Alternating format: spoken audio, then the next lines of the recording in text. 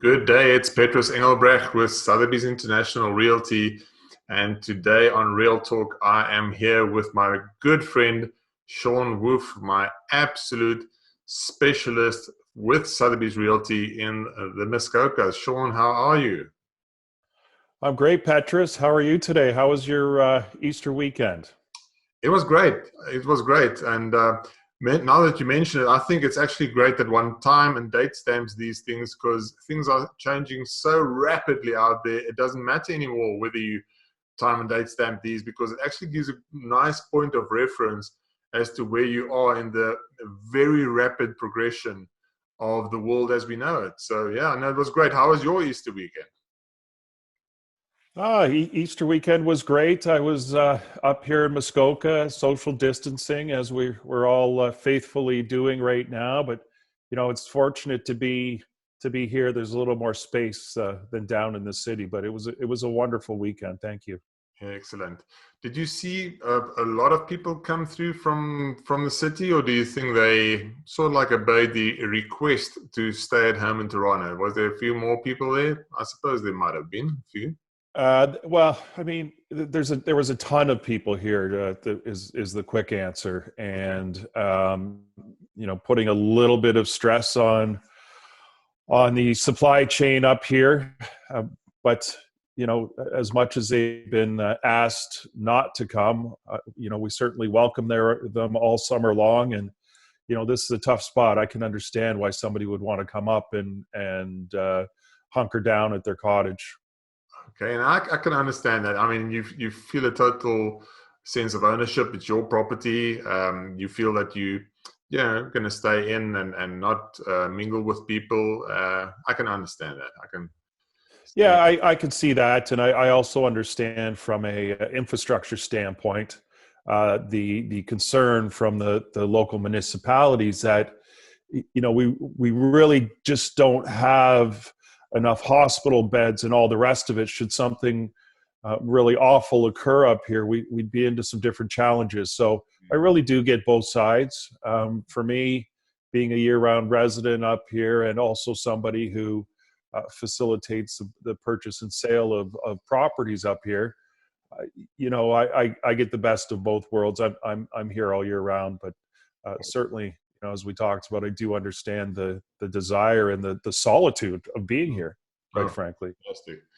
That would have been wonderful. Now, on that point, I mean, with basically the whole world now working from home, do you think there's going to be a shift, technology dependent, obviously? One would have to have really get a great internet reception there, but do you think it's going to have an impact on the Muskoka market? Or let's start with the following. Tell us quickly about what is Muskoka. There might be quite a few people that are watching this that don't even know about the Muskokas. Just briefly about that, and then maybe how that, maybe take that into how technology might be something that could change the property world in Muskoka forever. Yeah, happy to do that because I do believe that things will be different than when we first encountered the COVID-19.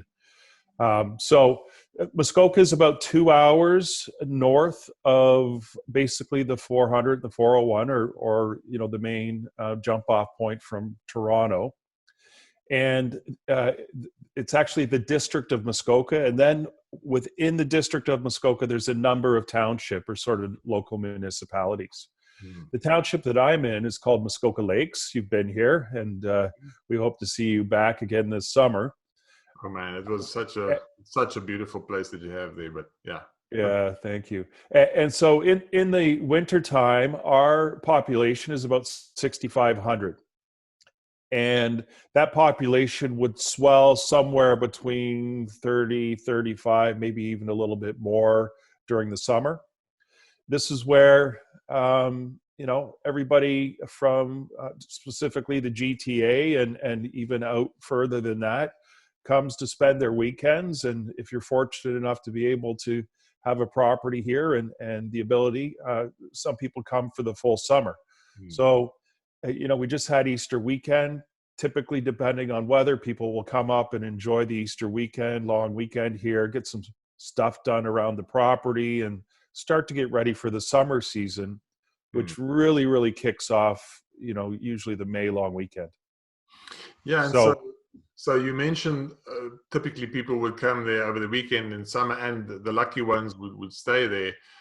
And now my logic tells me that let's say the income earner in the household would have to go back to Toronto. If there's somebody that can look after the balance of the family, they could stay over for, as you said, the duration of the summer. Now, with everybody working from home, that could have a significant impact on the infrastructure and the how long one could stay. If you have good internet, now you could stay there for the whole summer. well, I think you bring up an excellent point, and we'll touch on internet in a second.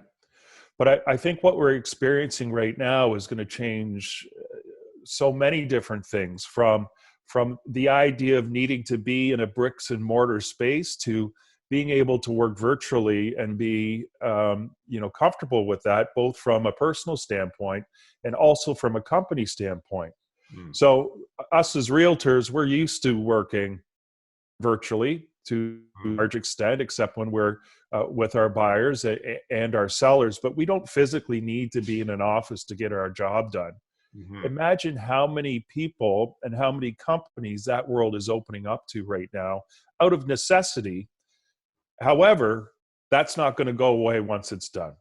Yes. So what I see potentially here in Muskoka is a new world. Pandora's box essentially has been opened. They realize that they can work from home and do it fairly easily, provided, as you said, the internet service is proper and adequate. And from a company standpoint, do they really need all the office space? Will they sort of farm things out and let people work from home? Mm-hmm. With what we've just gone through, or what we're experiencing now, the big question for me, and I think I know the answer, is that will the idea of social distancing be something that's going to continue to be important to people? If that's the case, and I believe it will be, people will be looking for less density, not more. Mm-hmm. So we will, in theory, start to see people coming to look for larger properties where they have a little bit more space. They're not necessarily going to come here for weekends anymore. They're going to go to the city once in a while. So we may see a bit of a flip around for some people who will call less urban areas their home. Yes. And go visit the city when they like a little bit of a little bit more excitement. Yes, and I spoke to one of our colleagues in Vancouver earlier, and it's interesting. We're all asking each other about our practices. What I've seen in my practice is I've got 2 properties at the moment that are, let's call it, in less densely populated areas, and guess what? I'm receiving a lot of calls on those. Whereas on other properties, not so much. So I think you're 100% right. It will continue beyond this. People's eyes have been open to what, even if we do and when we do get this totally under control, I think people's mindset will be changed forever. And they're probably going to look for a little bit more solitude, a little bit more space. And yes, my heart goes out. I've got clients that are property owners, commercial property owners, and the world in a matter of weeks has changed so much that office space will not be as highly sought after. I think so. I think it has changed a lot of things. Unfortunately, fortunately, and everybody's family composition is different. So I think it's going to depend on what industry you're in, how old your children are, and so forth. But I can only see positive things for your market. That's all I can see. I can just see really the demand will over time become higher. Yeah, we'll see once the dust settles. As far as infrastructure goes and internet providers, I currently use a company called Interactive North, which bounces off a cell tower. And I have no problem streaming. We're doing it right now. The quality may not be as much as we would like, Good. but I think there's a move towards addressing those issues both on a federal level and on a provincial level. So there is internet service anywhere you go, for the most part in Canada, that's high quality. Yes. And to that end, my current service provider just was purchased by another company, and I believe it closed on April 1st, and they're looking to improve the service now. So, that stuff is moving in that direction, because even without the change that we have now, people are so used to and so connected, for lack of a better term, to the internet, Yes. that they need a better service up here.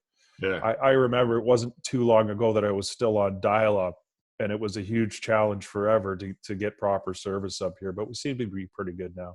Well, that's awesome. No, I mean, I was at your place and we all got along pretty well. I mean, I could work, I could do stuff, so it's all good.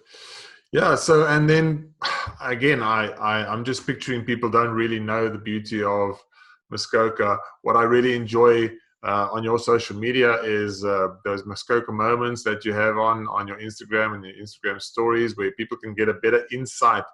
I mean, you in the unique position where this is literally where you live. That's where most people would like to play, but you live there and you work there, which is wonderful. And it's so good to see the insight that you give people into that. So I think people should just go and follow you on Instagram and just become part of that daily life that you live, and have a little bit of insight into that. One of the things that I really enjoy is your Turtle Tuesday. I have that right. It's Tuesday, correct? Turtle Tuesday. Right. Turtle Tuesday. That's correct. I'm not going to put you on the spot because there's there's lots of different turtles there, and what you're trying to do is just spotlight turtles. Yeah, I mean, this sort of came about organically, similar to Muskoka moments. So, I just pivoted a little bit on my strategy from highlighting properties and being focused on business and showing myself, to going in the direction of trying to provide inspiration for people for what the future holds for them. Let's not talk about day-to-day business. Let's talk about the moments that you could enjoy in Muskoka down the road. Yes. No timeline, nothing else. So yes. I like the fact that you're enjoying that. Turtle Tuesday was and is sort of an organic thing as well, and it just I was driving one day, and I in the spring, turtles are always crossing the road, and many of them get killed by vehicles. And so Canadian Wildlife Federation, I think that's it, always has a campaign on of trying to help turtles go to the other side of the road in the direction that they're going.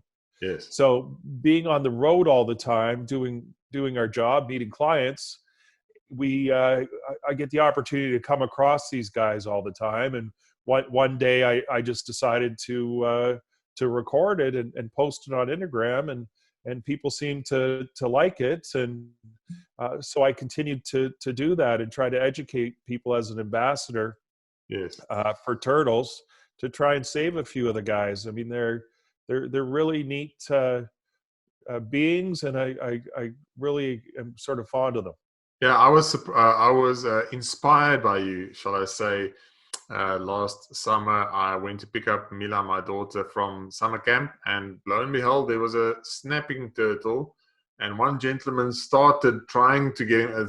It's a hair-raising thing to get that guy to the other side of the road. But I stopped and I helped him, and there was a lot of snapping going on, I have to admit, but we got him to the other side. A few people stopped and they all cheered us on, because it does feel like you're a gladiator in the ring.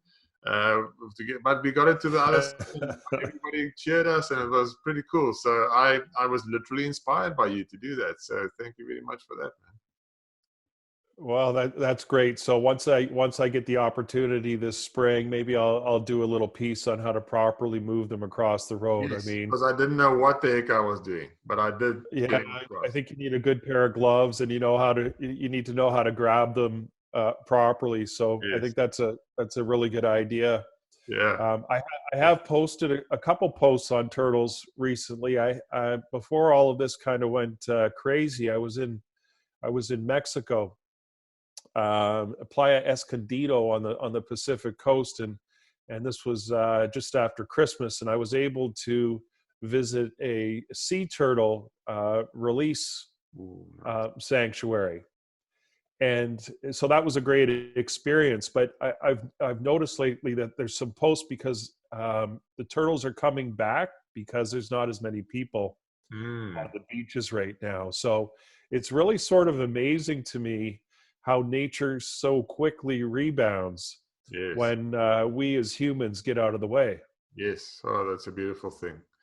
Well, thank you so much for joining me today, Shawn. I just as a parting shot, I want to again just tell everybody out there that Shawn is my go-to guy in Muskoka. So it works both ways. If I've got a client that already has a cottage in Muskoka and they call me and say, you know, who shall I use? It's always Shawn. And similarly, when I have a client that is in the Greater Toronto area and they want to buy something, again, off they go to Shawn, and he takes phenomenal care of them. So thank you for being my extension in Muskoka. Well, thanks a lot, Petrus. You're a great guy. I love working with you, and I can't wait to share a drink when all this is done. Thank you. Awesome. Thanks, man.